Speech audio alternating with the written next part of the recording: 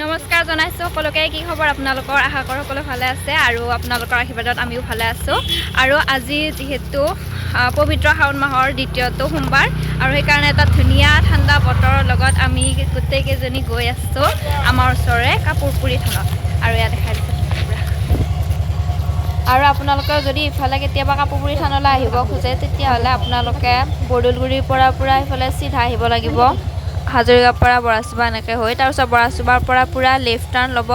লোৱাৰ পিছতে বহু দূৰ আহিব নালাগে বাৰু, 1-1.5 কিলোমিটাৰমান আহিলে আপোনালোকে ধুনীয়াকৈ কাপোৰপুৰী থান পাই যাব।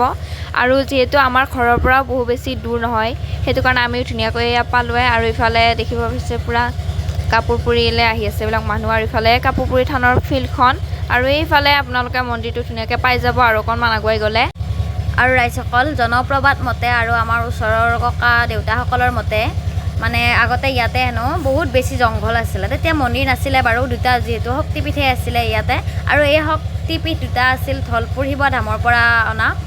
কোনোবা দুজন বিশেষ ব্যক্তিয়ে ইয়াতে আনি থৈ দিছিলে, তেওঁলোকে বেলেগত লৈ যাব বিচাৰিছিলে কিন্তু বহুত বেছি কষ্ট হোৱাৰ কাৰণে নিব নোৱাৰিলে আৰু ইয়াত থৈ গৈছে। আৰু এতিয়া চাওক, সেই শক্তিপীঠ দুটা যেতিয়া মানুহে ধুনীয়াকৈ নিৰ্মাণ কৰি মন্দিৰ হিচাপত গঢ়ি তুলিলে তেতিয়াই চাওক ইয়াত কিমান বেছি ভক্তৰ সমাগম হয়। চাওক ইমান ধুনীয়া পৰিৱেশ। যিহেতু আজি বতৰ অলপ ডাৱৰীয়া আছে, ৰাতিপুৱাতো বহুত বেছি বৰষুণ দি আছিল কিন্তু এতিয়া চাওক বৰষুণটো কমাৰ পিছতে ইমানখিনি মানুহ ইয়াত দেখিবলৈ পোৱা গৈছে। সঁচাকৈ বহুত বেছি ভাল লাগিছে আচলতে, যিহেতু আমাৰ ওচৰৰে এতিয়া বিশেষ ঐতিহ্যমণ্ডিত মন্দিৰ আৰু এনেকৈ ককা দেউতাসকল আহি গৈছে, এইবিলাক বহুত মানুহ আহিছে আৰু চাবলৈ বহুত বেছি ভাল লাগিছে। আৰু এতিয়া মই গৈ আছোঁ প্ৰথমটো শক্তিপীঠৰ ওচৰলৈ বুলি। প্ৰথমতে আমি তাতে গছি চাকি দিম, ভগৱানৰ আশীৰ্বাদ ল'ম। এয়া চাওক প্ৰথমটো শক্তিপীঠৰ ওচৰত ইমান বেছি মানুহ, চাওক ইয়াত মানে অলপমান ভৰি দিবলৈ ঠাই নোহোৱা হৈছে, মানে এফালে চাকি জ্বলাইছে, এফালে ভক্তৰ সমাগম এয়া। আৰু যদি আপোনালোকে ইয়াতে এনেকৈ কাপোৰ গামোচাই হওক বা কিতাপ পত্ৰ এনেকৈ থৈ যায়, সেইবোৰত এক্সপাৰ্ট হয় বুলি আমাৰ এটা জনবিশ্বাস আছে। আৰু আমিও ইয়াতে বাৰু কাপোৰ এতিয়ালৈ দিয়া নাই, কাপোৰ সূতা কিতাপ দিব হোৱা নাই, এখন ফটো দিছোঁ ঈশ্বৰৰ নামত। যদি ভালকৈ আমি কাপোৰপুৰীৰ বিষয়ে অধ্যয়ন কৰিব পাৰোঁ নিশ্চয় আপোনালোক অন্য এটা ভিডিঅ' দেখুৱাবলৈ চেষ্টা কৰিম গোটেইখিনি পঢ়ি শুনি। আৰু এইখিনি আমি জনবিশ্বাস মতে শুনা কথা। আৰু এয়া চাওক, আমি এতিয়া যিহেতু চাকি জ্বলাব লাগিব তাৰ বাবে প্ৰস্তুত হৈছোঁ আমিও। প্ৰায়খিনি মানুহ আহিছে। আচলতে ইয়াতে মন্দিৰত গান বজি আছিলে, সেইবাবে আমি ভিডিঅ'টোৰ যিটো মেইন চাউণ্ড সেইটো আমি নোহোৱা কৰি দিছোঁ সম্পূৰ্ণ, যিহেতু আজিকালি আপোনালোকে জানে কপিৰাইট লগা ছিষ্টেম। আৰু সঁচাকৈ বহুত বেছি ভাল লাগিছে। যদি আপোনালোকে আহে তেন্তে আমাক জনাব কমেণ্ট বক্সত, আমি নিশ্চয় আপোনালোকক ভালদৰে ডিটেইলছ দিবলৈ চেষ্টা কৰিম। কি ধুনীয়া সুন্দৰ পৰিৱেশ চাওক ৰাইজ, সঁচাই বহুত বেছি ভাল লাগিছে। এইহেন বৰষুণ বতৰ নেওচিও যে ইমানখিনি ভক্ত আহিছে। আৰু ৰাইজ, আমি বোকাৰ মাজেৰে খুপি আমি গৈ আছোঁ দ্বিতীয়টো শক্তিপীঠত আশীৰ্বাদ ল'বলৈ। যিহেতু আমি গাখীৰ আনিছিলোঁ প্ৰথমটো শক্তিপীঠত, আমি গাখীৰ অলপ দিলোঁ আৰু এতিয়া আমি তাতে দিম, চাকি দিম আৰু ফাইনেলি আহি পালোঁ।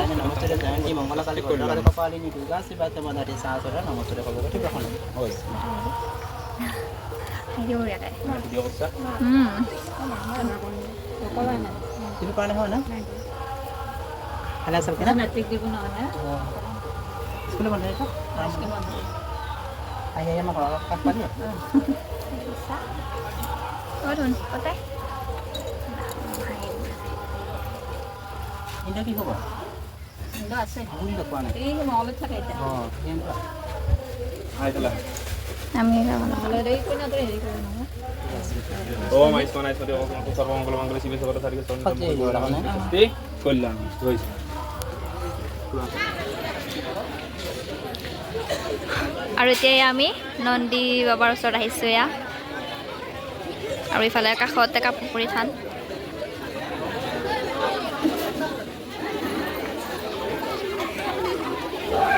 আৰু এইয়া বাচ্ছা পাৰ্টিসকলে কিবা ক'ব গৈছে সিহঁতক, নন্দীৰ কাণত শুনিলে যিহেতু আমাৰ মহাদেৱে শুনে, গতিকে আমাৰ ইহঁতৰ বেছি জোৰ হৈছে। চাওকচোন ইমানখিনি মানুহ, বাপৰে বাপ।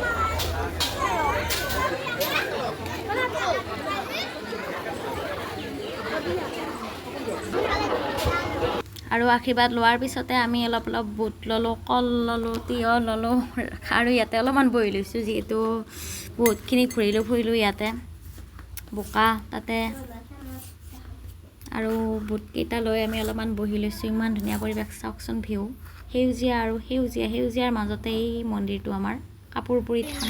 আৰু এয়া আমি পূৰা মন্দিৰৰ পৰা সেৱা চেৱা কৰি ধুনীয়াকৈ আহিলোঁ ঘৰলৈ। আৰু পূৰা এতিয়া অলপ গৰম দিছে, ৰ'দটো অহা নাই যদিও অলপ গৰম ভাৱটো আহি আছে পূৰা। আৰু তো যিহেতু আহিলোঁ মন্দিৰৰ পৰা, ভিডিঅ'টো এইখিনিতে শেষ কৰি দিছোঁ।